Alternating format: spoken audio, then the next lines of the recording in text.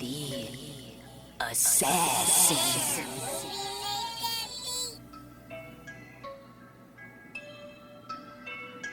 You know I break necks, call me Jack Tate. I have no regrets while your life is fading. I'm a crazy fuck equivalent to Satan. When I'm behind the mic, I feel like the greatest. You know I break necks, call me Jack Tate. I have no regrets while your life is fading. I'm a crazy fuck equivalent to Satan. When I'm behind the mic, I feel like the greatest. What up, y'all? You're listening to Sports Talk with Tropp, and I'm your host, Tropp. Well, before we get started, I'm about to be releasing my next music video for the single Victim Culture. I'm going to be dropping the promo video tomorrow. You can check that out on my YouTube channel, youtube.com/KatieTropp, or go to katietropp.net. It'll be posted up there tomorrow night, so look out for it. All right, so let's go ahead and get started with the Top 10 MLB Power Rankings for this week. Starting off with number one. They've been number one for a few weeks now. Don't really think anybody's going to be able to top them, at least for the time being, but that would be the New York Yankees. Currently, their record is 49-17, best record in the league. They're about to hit 50. They're well ahead of everybody right now. I mean, in second place, record-wise, is the Mets at 44 wins, and the Yankees have 49. So they did just lose yesterday. But they're 9-1 in their last 10 games. This past week they played the Toronto Blue Jays and the Tampa Bay Rays, and they actually took 2 of 3 from Toronto and swept the Rays. So it was a good week for the Yankees. Aaron Judge continues to dominate. He still leads the league in home runs. He's at 25 right now. Anthony Rizzo, he had a great week. He had a couple of game-winning hits and just was knocking them out of the park. Gleyber Torres, he's really stepped it up. Now he's last season was pretty mediocre season for him, and it kind of rose some questions about whether he was actually going to continue to be with the Yankees or not, if they were going to end up trading him. And they stuck with him, and he kind of started out the season a little bit slow, but dude has really turned it on, especially the last month or so. And this past week, he was a huge reason why their offense was so great. The Yankees' offense continues to dominate. They're hitting home runs like no other, but also their starting pitching and their bullpen. It continues to amaze. Jameson Taillon, he's having a great season, and then Nestor Cortez, he's still having a great season, and the Yankees, number one, still dominating the league. Then at number two, I've got the New York Mets, overall record of 44-24, 6-4 in their last 10 games. This past week, they played the Florida Marlins and the Milwaukee Brewers.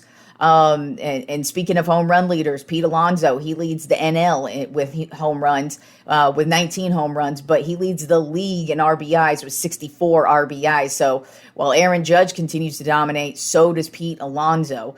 And then you got Francisco Lindor. He had another spectacular week.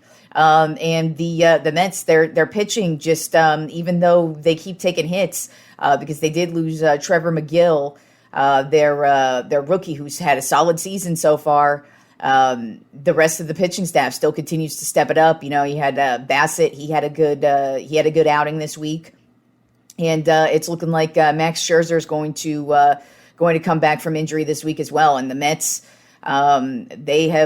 they've been playing probably the most consistent baseball. Both the New York teams have been playing very consistent baseball all season long, and Mets continuing to dominate. Then at number 3 on my Top 10 MLB Power Rankings have the Atlanta Braves, overall record of 38-29, 8-2 in their last 10 games. Chicago did break their 14-game winning streak last week, and Chicago broke their own losing streak by taking 2 out of 3 from the Braves. And the Braves also played the Washington Nationals earlier in the week.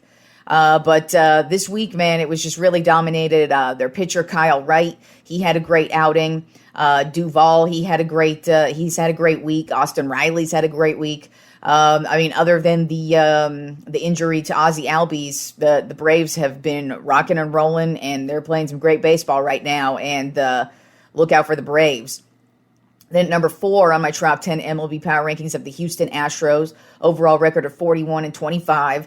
This past week, Their last 10 games, they've gone 5-5. So it's been kind of an up and down week for them. This past week, they played the Chicago White Sox and the Texas Rangers.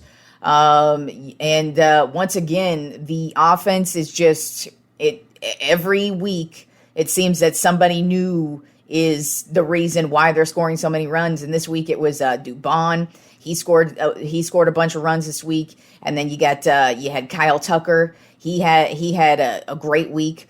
And then even though Justin Verlander finally had a bad game, he still ended up passing CC Sabathia on the all-time strikeouts list, and he's now 16th on the all-time strikeouts list. So even though he had a bad outing, he still was able to break some records along the way. Then at number 5 on my Tropp 10 MLB Power Rankings, I have my San Francisco Giants, overall record of 37-28. They really moved up just because their last 10 games, they're 7-3. They did play some chump squad teams this week. They played the Pittsburgh Pirates and the Kansas City Royals, so two of the worst teams in the league. But hey, wins are wins, and that's who you got to get going against are these shit squads. So you can get ready because they are playing the Braves this week. So they better step up their game. But Alex Cobb, he actually had a great outing this week. And also Brandon Crawford, the shortstop, he played in his 1,502nd game for the San Francisco Giants, and that's actually the 4th most all-time for a Giant. So that just goes to show the dude, we drafted him, and he's been a solid baseball player his entire career. So shout out to Brandon Crawford on the achievement. Then at number 6 on my Tropp 10 MLB Power Rankings, I have the Milwaukee Brewers. Overall record of 38-30. Their last 10 games, they're 5-5, and they are coming off of a huge losing streak from a couple weeks ago. But they did get back on track against the Cincinnati Reds. They swept them, so they're on a 3-game winning streak currently. They also played the New York Mets last week, and they played them pretty well. Hunter Renfroe, he came back from injury, and he's getting back into it. And the Brewers pitching is just one of the best in the league. And they continue to dominate with the pitching, but also on the defensive side of things as well. Andrew McCutchen, he made some big plays this week. And the Brewers, while they had a little slump there for a couple weeks, they are now back up in my Tropp 10 MLB Power Rankings. Then at number 7 on my Tropp 10 MLB Power Rankings, I have the St. Louis Cardinals, overall record of 38-30, 6-4 in their last 10 games. This past week, they played the Boston Red Sox and the Pittsburgh Pirates. Paul Goldschmidt, he is still one of the best hitters in the league. He hasn't slowed down at all. He's been the leader of the pack for the Cardinals in their offense. And also Nolan Arenado, he had a really good week this week. Actually in one of their games this week, they ended up scoring 6 runs in the 6th innings, which was just crazy offensively. So the Cardinals, they're a team I don't think a lot of people are talking about. But they are really playing some great baseball right now. Then at number 8 on my Tropp 10 MLB Power Rankings, I have the Boston Red Sox. Overall record of 36-31, 6-4 in their last 10 games. This past week, they played the St. Louis Cardinals and the Oakland A's. Nick Pivetta, their starting pitcher, he started the season off really slow and looking like he wasn't looking good at all. That's for damn sure. But all of a sudden, this past month, he's really turned it on, and he had 10 strikeouts in a game earlier this week. And then Trevor Story, he's also continuing to have a hot bat, and he had a really good week as well for the Red Sox. Then at number 9 on my Tropp 10 MLB Power Rankings, a team that has yet to make my Tropp 10, but now has finally cracked it this week. That would be the Cleveland Guardians. They are 34-28 right now, and they just have had a good 2 weeks, really. Their last 10 games, they're 8-2. This past week, they played the Dodgers and the Colorado Rockies, and they pretty much owned both of them, and that says a lot. They actually took 2 of 3 from the Dodgers, who are really reeling right now. They not only lost Walker Buehler to injury last week, but then they just had to put Mookie Betts on the injured list. And so the Dodgers, they are reeling, whereas the Guardians are in the opposite direction right now. Their starting pitching is looking really good. Shane Bieber, he had a solid outing this week. But Ramirez, man, he is just having one hell of an MVP type season. Currently, his batting average is a 305. He's got 16 home runs and 62 RBIs, which is only second to Pete Alonso in RBIs. So yeah, Ramirez, man, he is just raking it in, and he's just on fucking fire for the Guardians. And then rounding out my top 10 MLB Power Rankings of the San Diego Padres, overall record of 41-27. This past week they played against the Colorado Rockies, who kicked their ass. And funny stat is that the Padres actually have lost 10 games straight in Colorado, so they need to get their shit together against the Rockies. And then they also played the Chicago Cubs earlier in the week.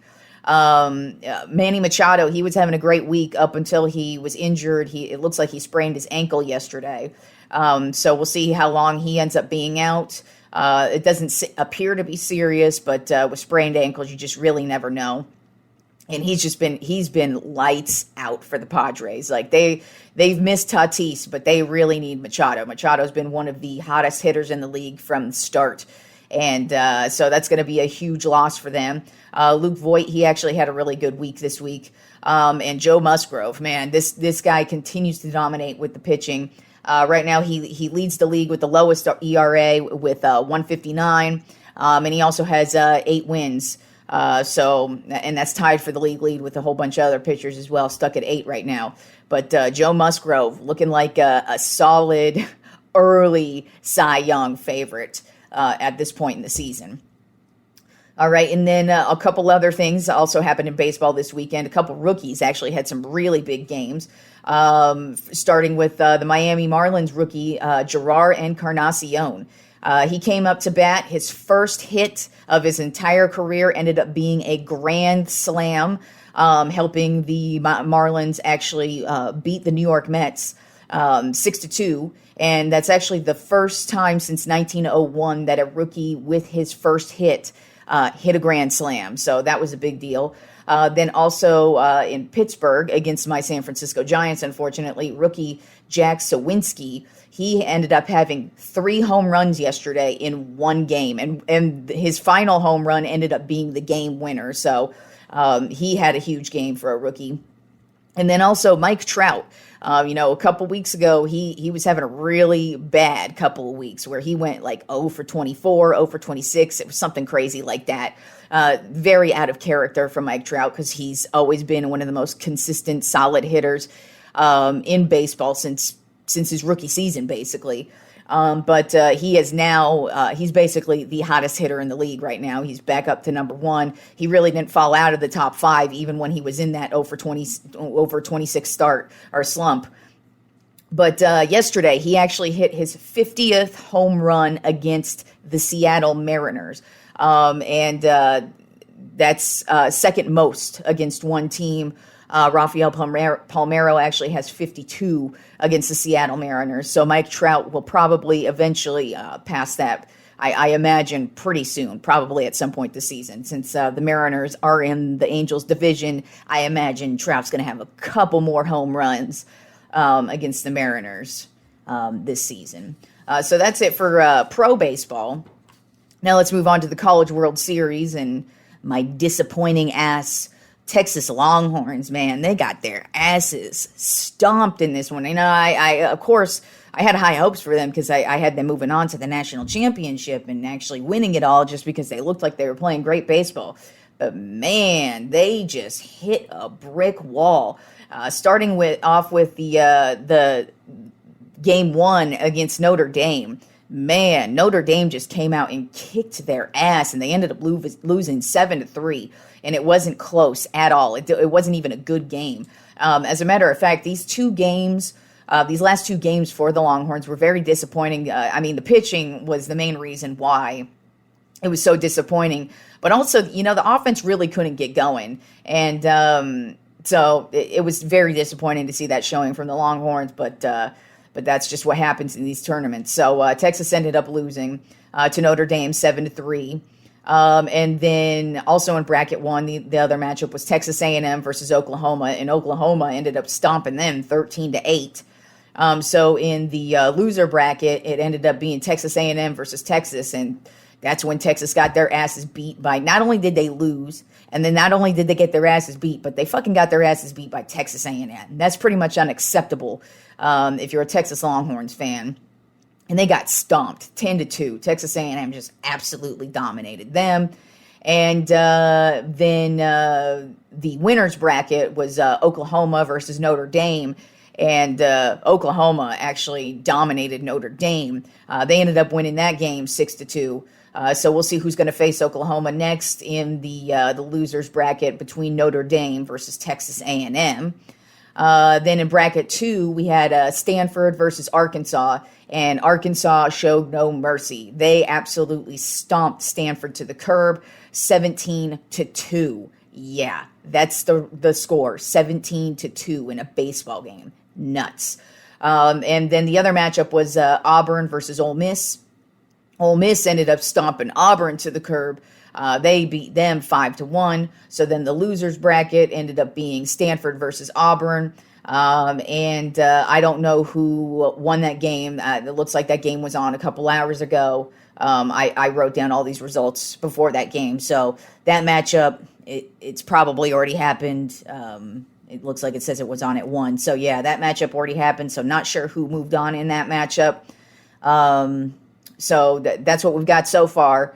So really the only team who's moved on at this point is Oklahoma. They're just waiting on their next opponent from Notre Dame, Texas A&M. And then you got Arkansas and Ole Miss playing each other tonight. So we'll see who moves on in that bracket. And then Stanford versus Auburn, that's the losers bracket in bracket 2. And we'll see what happens there. So yeah, very disappointing showing for my Texas Longhorns, but everybody else who ended up moving on and winning, they played great, and I really hope somebody steps it up and kicks the shit out of Oklahoma, because I really do not want to see the Sooners win a national championship in baseball. I don't want to see them win anytime ever, but right now that's what's going on, so I don't want to see them win a national championship in baseball.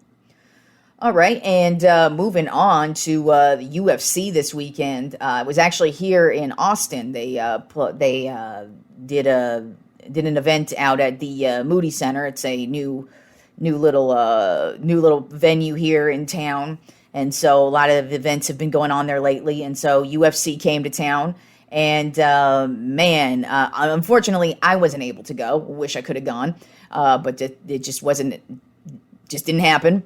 And, but I mean, damn, Austin got a motherfucking show. You know, it wasn't a title. It wasn't for a belt or anything.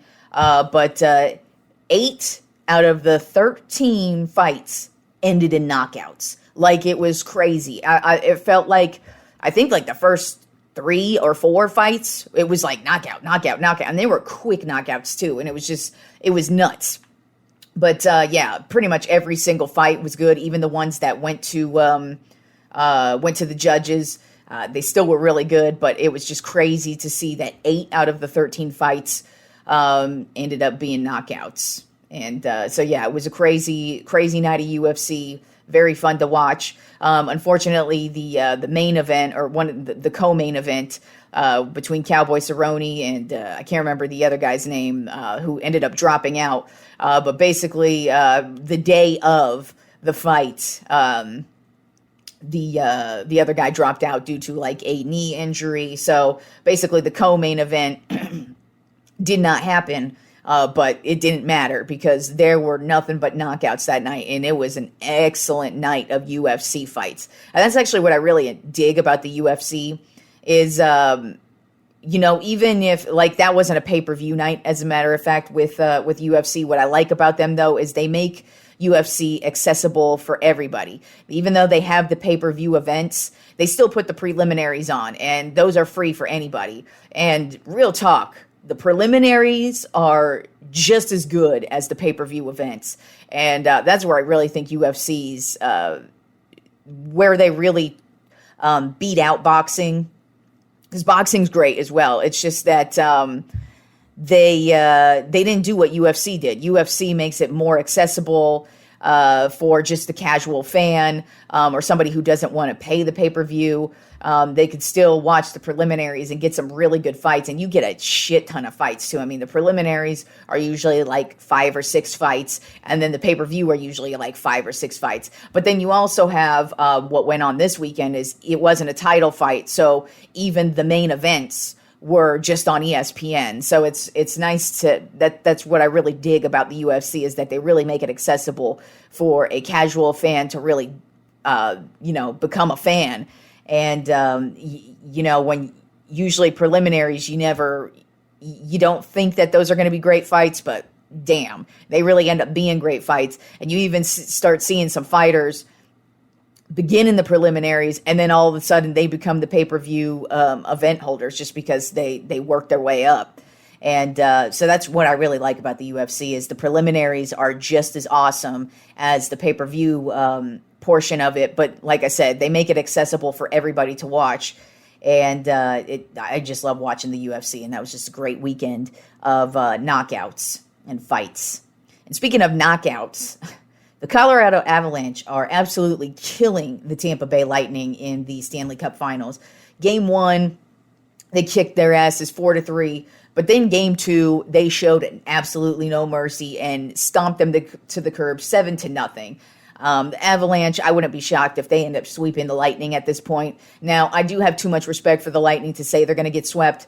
But man, the way the Avalanche are making this look, it's too easy. And the Lightning better step it up tonight because if they don't win Game 3, I'm pretty sure that the Avalanche are going to end up sweeping this shit. So the Lightning got to step that shit up. Speaking of good Texas Longhorn news, about a month ago, I was talking about Arch Manning. He's the top recruit right now.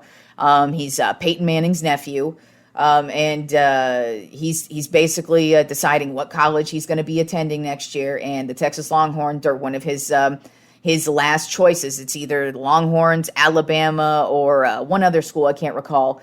But of course, my fingers are crossed for the Longhorns just because it's been a minute since we have had a good quarterback. And I mean a good quarterback, not some mediocre trash. Like, really, the last good quarterback we had was Colt McCoy, and then before him, it was Vince Young. And since then, we haven't had a good quarterback at all. We've had okay quarterbacks or guys who could get the job done, but we haven't had anybody who I've looked at and been like, that's the dude who's going to lead us to a national championship.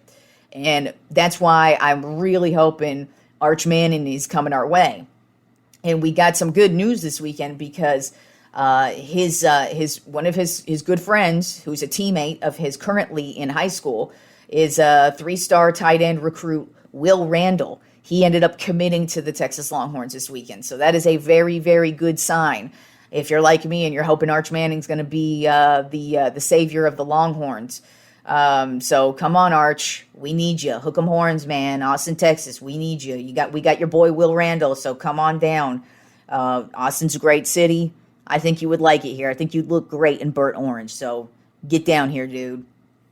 All right, and then we had, even though the NBA Finals, they are over, congratulations once again to the Golden State Warriors for winning yet another championship. They had their parade today. And it's actually kind of funny because a lot of teams that didn't do shit and players who didn't do shit this year are talking a lot of shit to the team that just won it all. So it's kind of funny to see that the Warriors just won. They are the dynasty and the team of this era, and you're talking shit to them after they just won.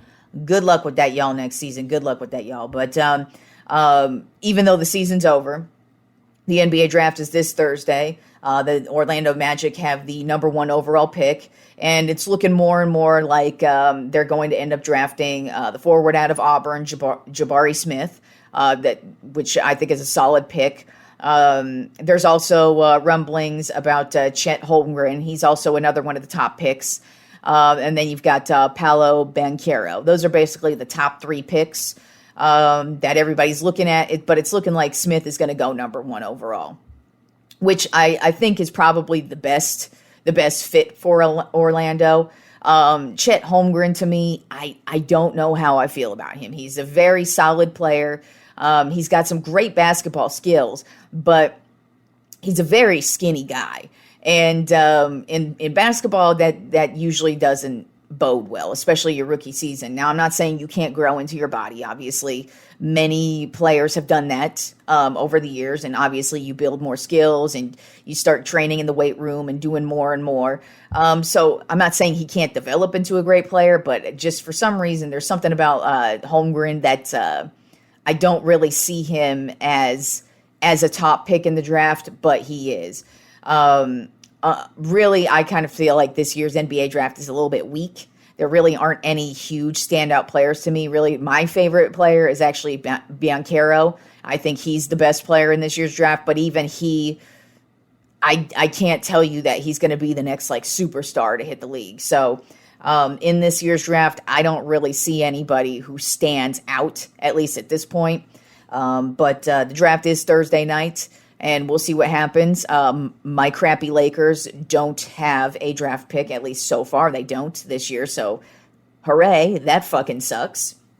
And speaking of my Lakers, I actually just heard an awful rumor today about a player they might be looking into signing next year, whether it be for trade or if he ends up getting released from his team or whatever.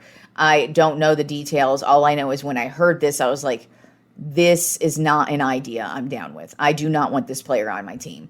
And that would be point guard Kyrie Irving. Now, don't get me wrong. Kyrie Irving, he is a great talent. He is a good basketball player, but he is a twat. That dude is such a fucking drama queen. I have no interest in that dude, and he skips games over having his period, basically. Oh, I got cramps today, I can't play. And it's just like, and this is even before, because, you know, this past season, he missed like half of the season because he couldn't play in the majority of the home games for the Nets because he didn't get vaccinated. So there's that. But even last year, he was just taking off random games. And so it's like, I don't even know if this dude even wants to play basketball. Why the fuck would I want to see him on my team? I don't. He's way too much of a fucking diva and a twat in my for me to even want to see him on my motherfucking team. And it was funny because he had flashes of being a pretty good player this year. But, I mean, you could argue that that's because he basically only played like once or twice a week. So he was pretty fucking fresh. If he's playing the entire season, which I don't think he'll do because he usually just bitches out and bitches and moans and doesn't even want to play basketball.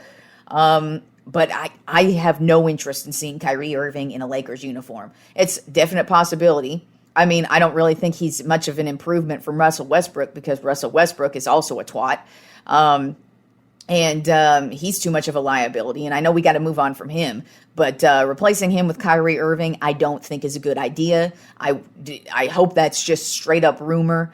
I don't want to see it. Like I said, that dude's too much of a diva, and I don't think he's worth the time. And I really don't even, I actually do question whether he wants to play basketball or not. And I don't want that shit on my team. I want people who want to play basketball, who want to win, and who want to win championships. Kyrie Irving fits none of that mold. He's, like I said, good basketball player on the court when he actually plays, but for the most part, he's a motherfucking twat. Straight up.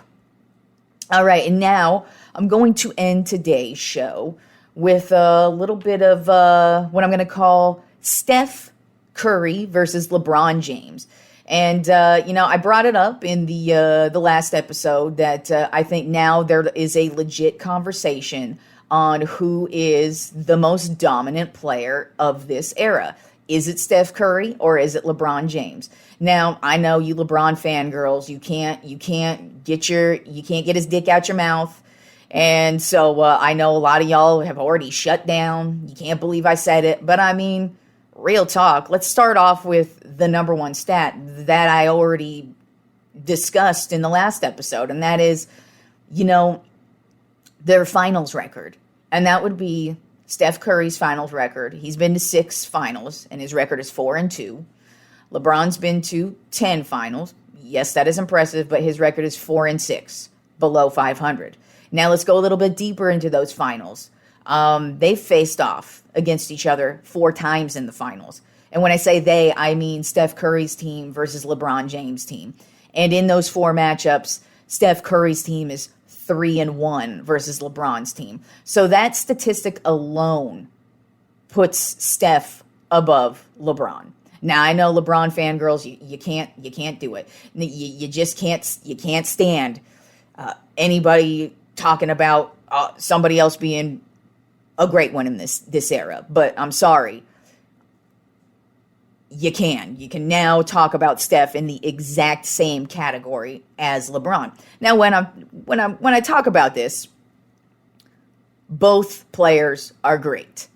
They're 2 of the greatest players, not only in this era, but of all time. So they're both great, not taken away from either one of them. But I'm just here to point out that Steph Curry is now on the level of LeBron James, and I'm trying to make a case here as to who would you rather have leading your team? If you had them in their prime, just what they've done over their career, and both of them are very impressive. So when I looked over their careers and their statistics compared to each other, I think Steph Curry's best year, what I would call his prime year, the greatest year, at least so far, that Steph has had, I think it would be the 2015 season. When he won the MVP, and then Golden State also won their first championship in that year. And I'll go a little bit more in depth once I get to these, but that's where I think his best year was. Where LeBron, I think his best year was the 2012 season with the Miami Heat, and he also won MVP that year. And that was also when he won his first NBA Finals. So both of their best seasons by far, they're very comparative too. Like, the thing about LeBron, he's an all-around player. He was the first pick overall by the Cleveland Cavaliers in 2003. And I mean, there was hype surrounding LeBron, I think, his junior year of high school. So he's always had the hype surrounding him, and he's lived up to the hype, which is great. He's an all-around player. He's one thing that I will definitely say that he has up over Steph, at least to this point, is defense. LeBron actually is one of the best defenders in the league, and he's been one of the best defenders since like I want to say like his 4th, 5th season in the league. Like, he's been a top defender. But Steph, on the other hand, has been an insane scorer, and he's changed the game. You can't even argue that he hasn't changed the game. He has 100% changed the game. Because all anybody cares about, like, when little kids are playing basketball, they want to be knocking down the same 3-point shots that Steph is knocking down.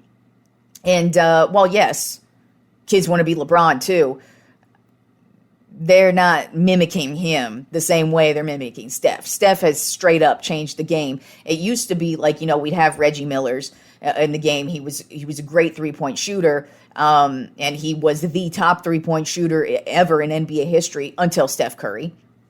But Steph Curry, man, he changed the game. And when you look at their stats too, comparatively, both he and LeBron, they dominate. They both get triple doubles. They're both great with assists. They both score 50-point games, and they take over games. So they both have it in those areas. But like I said, the finals record for me personally, because I care about championships. I know we live in a day and age where we're not supposed to tear people down because they don't win. But I'm sorry, the whole point of sports is to be a winner. And when I look at your record and Steph's 4-2 and LeBron is 4-6, that says a lot to me. And yes, 10 finals is great, but hey, so is 6. Steph went to 5 straight, and LeBron went to 10 straight? And not 10 straight. He went to like 8 straight, 9 straight. He went to quite a few in a row. But another thing that I believe Steph has up over LeBron is he played in the Western Conference his entire career, at least so far, whereas LeBron was in the Eastern Conference the majority of the time. And the Eastern Conference was at that time did not even compare to the Western Conference. The Western Conference has always been the cream of the crop, at least, these last couple of seasons since LeBron left the Eastern Conference, it's finally become competitive. But before then, it really wasn't that good. Whereas the Western Conference, throughout Steph's entire career, since the day he was drafted, by the way, he was drafted 7th overall by the Golden State Warriors in 2009. He has been in the Western Conference the whole time. And, the Western Conference has dominated. They've had to go up against teams like the Spurs and the Oklahoma City Thunder when they were the dominating team, and Houston. And whereas, LeBron, he did have to play teams like the Boston Celtics, who were really good, the Detroit Pistons, who were also really good. But, I mean, overall, when you compare the conferences and the competition, the Western Conference, it's just head and shoulders above the Eastern Conference, at least in that time period, while LeBron was there. And yeah, he dominated it, but that's because it was the Eastern Conference. Notice he's not dominating the Western Conference. So there you go. But let's go ahead and just talk about they're both MVPs, league MVPs. They've both won finals MVPs. And they've both had they've just had great careers so far overall. So let's break down their MVP seasons. Let's start with LeBron, because he started winning the MVPs basically before Steph Curry, and then Steph started winning them right after he stopped winning them. So they kind of not only have they faced off against each other in the finals a lot, but they both basically just alternate who wins the MVP. So in 2009 was when LeBron James won his first MVP, when he was with the Cleveland Cavaliers. And actually, before I get into this MVP thing, another argument I wanted to make for Steph is that I like that he's been with the Golden State Warriors his entire career. He's never threatened to trade. He's never been a diva. He's never been like, oh, I'm too good for this. Oh, I want this player. I don't want that player. It's never been like that with Steph. Whereas with LeBron, he's always been a diva. I'm not saying he can't be a diva. He's a great player. And if teams want to ask him his opinion and have him be GM LeBron, good luck on you. But that doesn't usually work when LeBron is GM. Just saying. But LeBron's played for multiple teams. He's played for the Cavaliers twice, the Miami Heat, and then now the Los Angeles Lakers. So he doesn't really have any loyalty, which doesn't matter to a lot of people, but to me it does. Like, one of the main reasons why I love Kobe Bryant is that he was a Laker for life. If Kobe was in any other uniform besides the Lakers, like, I don't know what I would have done. I would have, like, palpitations those couple of seasons where he threatened that he wanted to leave the Lakers, and you're sitting here thinking about him being in a Bulls uniform or a Clippers freaking uniform, for Christ's sake. That sent my heart into palpitations until he finally shut up about that shit. But it matters to me if you stay with the team for your whole career, especially kind of the way LeBron's gone about it. He's been a bitch about a lot of things. So that's another thing that, in my personal opinion, I put Steph up above him there. So now let's break down the MVP season. So LeBron won his first MVP in 2009. This season was basically like his breakout season. His rookie season, since the day LeBron hit the league, dude has been that guy. They were calling him the next Jordan, and they knew he was going to be the next superstar to take over the league. But the 2009 season was when he really took over the league. He actually finished second for the Defensive Player of the Year, and he did make the first team NBA All Defense that year. So that was really like when he stepped it up defensively as one of the dominating defensive players. And in this season, he had 23 chase downs. So this kind of started him, sprinting down the court and just blocking your shot that you think is an easy layup. But so he had 23 chase downs, 93 blocks. And he led the team in all categories that season. And the Cavaliers ended up losing the Eastern Conference Finals to the Orlando Magic in 6 games that year, which in my opinion is pathetic because the Orlando Magic were not that good. And that just goes to show you how weak the Eastern Conference was, is that Orlando Magic team was the most dominating team in the Eastern Conference. So that's LeBron's first MVP year. Then his second MVP was the following season when he won in 2010. He was with the Cleveland Cavaliers. They ended up having the best record overall. And in that year, he averaged 29.7 points per game, 7.3 rebounds, 8.6 assists, 1.6 steals, and one block per game. So, like, that's basically LeBron's stat line. Like, he's been very consistent with the stat line. It basically has been that stat line, give or take. Like, he might score, 30.1 points and 8 rebounds and 7 assists and 2 steals and 3 blocks the next season. It doesn't vary that much. He's very, very consistent in that manner, especially when it comes to just being an all-around player, scoring points, rebounds, and especially his assist game. He doesn't get a lot of credit for being the pure passer he is, but he's an amazing passer. In that season with the Cavaliers, he ended up losing in the second round to the Boston Celtics in 6 games. And actually in one of those games, I believe it was game 5, or it might have been game 6, the Cavaliers literally ended up having their worst playoff loss of all time. And it was one of LeBron's worst playoff performances by far. It was also his last game with the Cavaliers as well. So that's how that MVP season ended up. Then with the Miami Heat, he ended up winning MVP for the 2012 season. That year was a shortened year due to player strike. And during that offseason, he ended up working with Hakeem Olajuwon and improving his post game, because that's where he really felt he needed to make the biggest impact. And it showed that year. Like I said, I think that's LeBron's best year by far.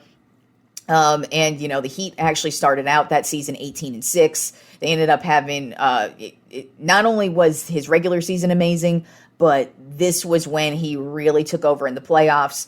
And he just went off and had some amazing games. I believe that was the year when they were playing the Boston Celtics in the Eastern Conference Finals, and he just took over. I believe it was Game 6 where he just took over, went off for something like 48 points, and they moved on to the NBA Finals, in which they would beat the Oklahoma City Thunder in 5 games. And that was a big deal because this Oklahoma City Thunder team had Kevin Durant, Russell Westbrook, and James Harden. So this was a really, really good Oklahoma City team. But the Miami Heat, they were that team that year, and LeBron was the reason why. And then his final MVP season was the following season with the Miami Heat, when he won the MVP in 2013. That season, the Heat got even better. They actually went on a 27-game winning streak that year. But also that year, LeBron ended up improving his shooting percentages, and he actually ended up getting a whole bunch of records that year for just shooting percentage and just random shooting records. So he was really on with the shooting that year. And that was also the year the Miami Heat went to the finals against the San Antonio Spurs and ended up winning in 7 games with the famous Ray Allen game-winning shot in Game 6 to take them to a Game 7, and eventually the Miami Heat would end up going on and winning. So those are LeBron's 4 MVP seasons, which are very impressive. 2 of them ended with finals, 2 of them did not. And he was definitely dominant those 2 years with the Heat. And he was dominant as well those years with the Cavaliers. But I really think when he went with the Heat, that was when he really became a whole different player, and that's when he became the player he is today, where he's just dominated in the post game. He's become a better shooter, and then defensively as well. He's just lights out. And then moving over to Steph Curry's MVPs. He won the MVP for the 2015 season, and that season he broke basically every 3-point record you possibly could own. The Golden State Warriors also, they had 67 wins that year. And then also in the postseason, he ended up breaking a whole bunch of 3-point records for postseason records as well. One game, he actually ended up having 6 threes and 6 steals, and he's the only player to ever do that. That year, they ended up going to the NBA Finals and beating the Cleveland Cavaliers in 6 games. Then he won MVP the following year in 2016. And this was the year the Golden State Warriors, they broke the regular season record for wins with 73 wins. They were the most dominating team. This year, it's crazy. I couldn't even write down all the statistical categories that Steph Curry broke that year. I mean, he had, in the first 3 games, 118 points. At that point, the Warriors were on a tear. They ended up winning 24 games in a row, went 24-0 for a minute there. He was going off with triple doubles. He had a couple 50-point games, a bunch of 40-point games. He once again broke his own 3-point record for the single season. That season he became the only unanimous MVP winner of all time. But unfortunately, that season, even though it was amazing for them, they ended up losing to the Cleveland Cavaliers in the finals in 7 games. And also, once the playoffs rolled around, he did get injured. I believe it was against Houston. He hurt his ankle, and so he ended up being out for a few games. And I think that's what really hindered the Golden State Warriors is his injuries. Then plus, of course, in the finals, Draymond Green, he hit LeBron in the balls, and he ended up getting suspended for that one game. And that's when the turning point happened, and the Cavaliers were able to come back from down 3-1, and they would come back and they would win in 7 games. And so, unfortunately, Steph Curry's probably one of the best seasons he's ever had. He won MVP, but he did not walk away with the finals that season. So both of them, they've won MVPs, and then they've had great seasons, but then also fallen short, even though they've won those MVPs. So they both are great in that regard.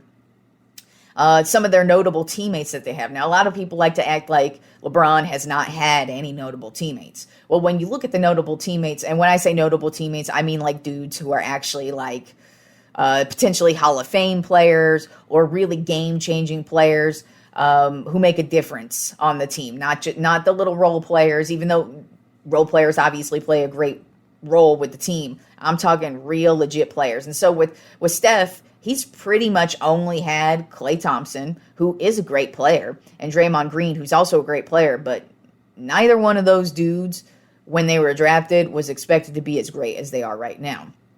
And then the only, quote, great player Steph has played with is Kevin Durant. Of course, Kevin Durant had an amazing time with the Warriors, and he was unstoppable, but hey, Steph was as well. And then I'd also like to note his last teammate who's notable is also Andre Iguodala, who was huge at the beginning of this dynasty as well. But when you look at it, those are really the only notable teammates for Steph Curry. Whereas you look at the notable teammates for LeBron, he's had Dwayne Wade, Chris Bosh, Kyrie Irving, Ray Allen, Anthony Davis, Rajon Rondo, and there's actually even more beyond that. But a lot of people like to act like he hasn't had any good teammates around him when he actually has. He said, his time with the Miami Heat, those teams were stacked. Even beyond him, D-Wade, and Bosh, they had some really great players. They had some good role players, and they had some defenders. They even had freaking Gary Payton. I just left Gary Payton off of this list. How the fuck can I leave Gary Payton off that list? He's one of the greatest of all time, and he's played with LeBron. So that's what I mean, is LeBron's played with some great players. He's had some help. Whereas, Steph has pretty much been the focal point of the Golden State Warriors since he was drafted. And like I said, Klay, Draymond, Iguodala, they've been huge role players for this team, but they don't touch Steph's level. Whereas, Wade, Bosh, Ray Allen, and like I said, Gary Payton, those type of guys, they're Hall of Fame level players. And they were huge players. So to act like LeBron didn't have help along the way, he certainly did. I know a lot of people, they think of the Cavalier days, and he. The funny thing about the Cavaliers is they could have kept him for his entire career, but they just never wanted to spend money on anybody. And the few times they did, nobody wants to stay because it's Cleveland, for Christ's sake. And really the only draw there is LeBron. I will say, though, that Steph definitely has a one-up on LeBron with the coaching department because, Steph has basically had Steve Kerr his entire career. He did have Mark Jackson to start, but Steve Kerr, Hall of Fame, literally one of the best coaches of all time, and he hasn't even retired yet. So Steph definitely has that up on LeBron just because LeBron's really only notable coach he ever had was Eric Spoelstra when he was with the Miami Heat. And when he had Spoelstra, he was basically just beginning his career. I think Spoelstra is one of the best coaches in the league for damn sure. He's kept the Heat in contention for the majority of the time he's been there. Even after LeBron left and even after D Wade retired, he still makes the Heat a legit team. So I'm not saying that Spoelstra is not a good coach. He actually is the best coach LeBron has had. But at the time, he was just starting out. We didn't know what the hell to expect from Spo. But he's really the only notable coach LeBron has had. Other than that, LeBron's had very mediocre coaches along the way. As a matter of fact, it's always been the joke that LeBron's the coach and the coach is not the coach. So, definitely Steph benefits from having Kerr, whereas LeBron basically only had Spoelstra his career. But, as far as records go, Steph's basically going to own every single three-point record. He already owns the majority, if not all, of the three-point records. And he still has plenty of time to go, meaning he's going to extend those records out so that so many of them last for years on end because they're going to be so difficult for anybody else to catch up to him. So definitely Steph is going to walk out of this game owning basically every three-point record. And LeBron also owns a ton of records as well. I mean, he is the all-time assist leader currently. And at some point, more than likely next season, unless some type of injury happens, LeBron's going to pass Kareem Abdul-Jabbar as the all-time leading scorer in the NBA. And so that's definitely a huge accomplishment for him as well. So both of these guys are going to be walking away with great records that matter to the game. And they're a big deal, and they're great to have on your resume as well. But where I would definitely take Steph over LeBron is when we're talking about the postseason. And when you actually compare the two of their postseasons, LeBron actually has quite a few games where he bitches out. It'll be game 6 against, in the second round against the Boston Celtics, when he had that worst playoff loss of all time for the Cleveland Cavaliers. He had a horrible ass game, and then he just ended up walking off the court all sulking and shit and acting like a little bitch. Whereas for the most part, Steph has actually shined in the postseason. You can really only find 2, 3, maybe 4 games where Steph hasn't been the man. And if he has a bad game, it's usually due to injury. Whereas LeBron, that is not the case. If LeBron's not feeling the game, that dude will bitch out, and he gets upset at his teammates real easily. And so I would definitely take Steph in his postseason over LeBron in his postseason because Steph has shined way more times than LeBron has in the postseason. And then let's just compare their finals. Like I said, Steph's been to 6. Starting with the 2015 season, Golden State Warriors, they were the number 1 overall seed that year. The 2 other good teams that year in the Western Conference were the Houston Rockets and the LA Clippers. And that season, they ended up beating the Cleveland Cavaliers in the NBA Finals, and they won that series 4-2. Then in the 2016 season, Golden State were once again the number 1 overall seed. The other notable top teams in the Western Conference were the San Antonio Spurs and the Oklahoma City Thunder.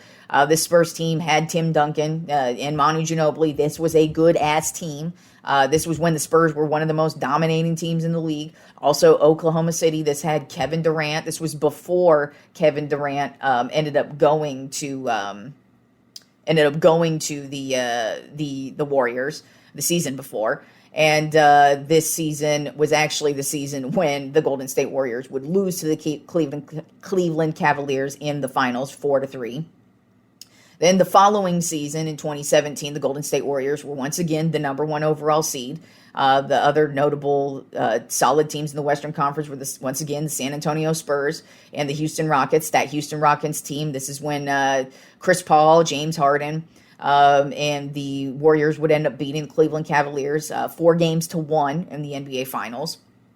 Then the following season, 2018 season, Golden State were the number 2 seed in the Western Conference. In that season, the Houston Rockets were the number 1 seed. And then the Portland Trail Blazers were also another good seed out in the Western Conference.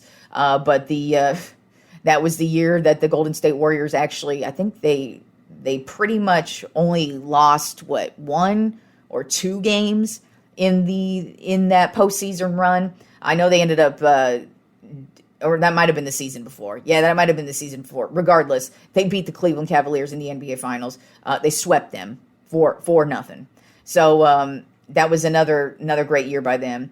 Then in 2019, when Golden State was the number 1 overall seed, Denver Nuggets and the Portland Trail Blazers were the other notable Western Conference teams. But this was the year that the Warriors lost to the Toronto Raptors 4-2. Injuries definitely played a huge role in that as well. Kevin Durant, he tore his Achilles. Klay Thompson also got hurt as well. It was a crazy series. That was the year Kawhi Leonard was with the Toronto Raptors. But so that was the 2019 season. And then this year, of course, the Golden State Warriors were the number 3 overall seed. Ahead of them, the number 1 seed was the Phoenix Suns. Memphis Grizzlies were number 2. And they ended up beating the Boston Celtics in the NBA Finals 4-2. So, I mean, you look at that and the sheer utter dominance that they've had. I mean, they've swept LeBron one time. Another year, they only got one win. And so, like, pretty much they just dominate in these NBA Finals that they win, especially. And then the NBA Finals that LeBron has played, starting with his first one in 2007. Cleveland Cavaliers were the number 2 overall seed behind the Detroit Pistons, who were the number 1 overall seed, and they were really the only good team in the Eastern Conference that year, besides the Cavaliers. And really, even that Cavaliers team wasn't that good. They kind of backed their way into the playoffs, and it was not into the playoffs, but into the finals. It was very shocking that they ended up going to the finals, but they did lose to the San Antonio Spurs and got swept out 4-0. Then in 2010, with Miami, they were the number 2 seed. Chicago Bulls were the number 1 seed that year, and then the Boston Celtics were also another good team out in the Eastern Conference. That season, they ended up losing to the Dallas Mavericks in the NBA Finals 4-2. Then in 2011, Miami was the number 2 overall seed. The Chicago Bulls were the number 1 seed. The Indiana Pacers were another good team that year. But they did beat the Oklahoma City Thunder in the NBA Finals 4-1. Then 2012, Miami was the number 1 overall seed. The New York Knicks were good that year. Also, the Indiana Pacers were another good Eastern Conference team.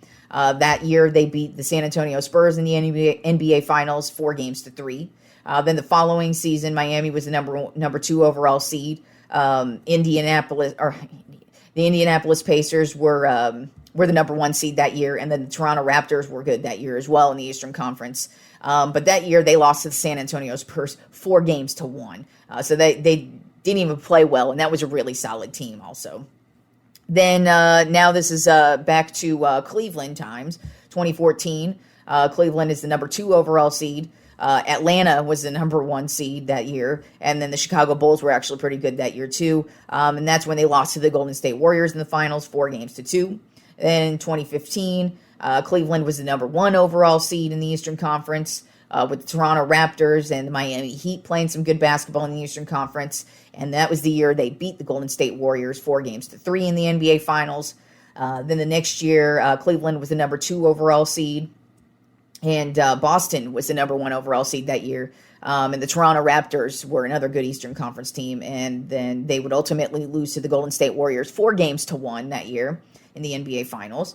Then in 2017, Cleveland was the number 4 seed, so they weren't even good at all that year. And Toronto was the number 1, Boston was the number 2 seed, and Philadelphia 76ers were the number 3 seed. And they would ultimately lose to the Golden State Warriors in the NBA Finals. They would get swept 4-0. And then finally, LeBron's last NBA Finals, the 2020 season, when COVID hit and in the bubble, the Lakers were the number 1 overall seed. Also that year, the Clippers and the Denver Nuggets were pretty good. They would end up beating the Miami Heat in the NBA Finals 4-2. So when I look at their NBA Finals, yes, LeBron has been to way more than Steph. But LeBron's also been in the league a few more years than Steph. LeBron was drafted in 2003, whereas Steph was drafted in 2009. So he's got a few more years up on him. So, but I mean, when you compare them, LeBron's been swept. LeBron's had, and he's been swept twice.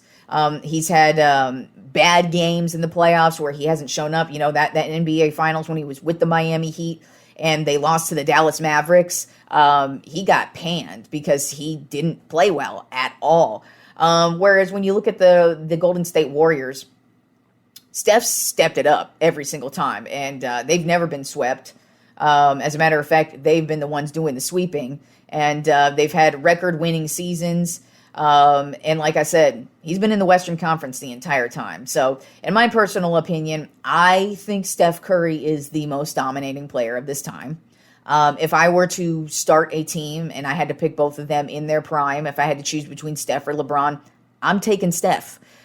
Just because his three-point game is something different. He has changed the game in a completely different fashion. And like I said, I know LeBron fangirls don't like that. I mean, full disclosure, I'm not a LeBron fan. Yes, I'm a huge Los Angeles Lakers fan. But in my personal opinion, he don't carry Kobe Bryant's jock. That he ain't shit to me. Kobe is everything, and LeBron can't even fucking compare to Kobe. But I've never rooted for LeBron. Now, I don't have any ill will towards him, of course. I respect him as a player. I respect him as a businessman, and I respect everything he's done for the NBA. I don't question whether he wants to win championships or not. Like with Kyrie, I absolutely question whether or not that dude even likes basketball. But no, I don't question that about LeBron. It's just me personally. I think too many people have been hyped up over LeBron and can't look past him, and they always got to make excuses about his finals record, and they always like to say shit like, oh, he didn't have anybody on his teams and this, that, and the other, and it's like, well, he actually had a lot more notable teammates than Steph Curry has so far. And both these guys, like I said, great players. But me personally, I'm taking Steph over LeBron. And I think I just made some pretty decent arguments. Like I said, I even left out some shit because I couldn't write all this shit down. But I mean, between the two of them, looking at some of the great playoff games they had. But when you really compare it, I'm going to take Steph over LeBron any day of the week. I think he's the better player. And I think he's changed the game in a way that that nobody has in ever. I mean, really, ever. So, like I said, both great players, but I'm taking Steph over LeBron, and those are my arguments as to why Steph, I think, is the greatest player of this generation over LeBron James. I know LeBron fangirls, that's really difficult for you to accept that somebody just did that, but I mean, you can turn to your LeBron James poster and start making out with it for all I fucking care. I know that's what you're going to do. I know that's what y'all are going to do. So yeah, that's today's episode. Enjoy the rest of the week of sports. Like I said, I'm dropping a new music video here. Promo video drops tomorrow. The music video from Victim Culture drops next Tuesday. Of course, I will shoot you a reminder about that during next week's episode. But like I said, enjoy the week of sports. We got a ton of baseball on tap. Pro baseball, College World Series will continue to go on the rest of the week. Hopefully somebody beats those goddamn Oklahoma Sooners, because ain't no way do I want to see those motherfuckers win a goddamn thing. So enjoy the week of sports, y'all, and I will talk to you fools on Friday.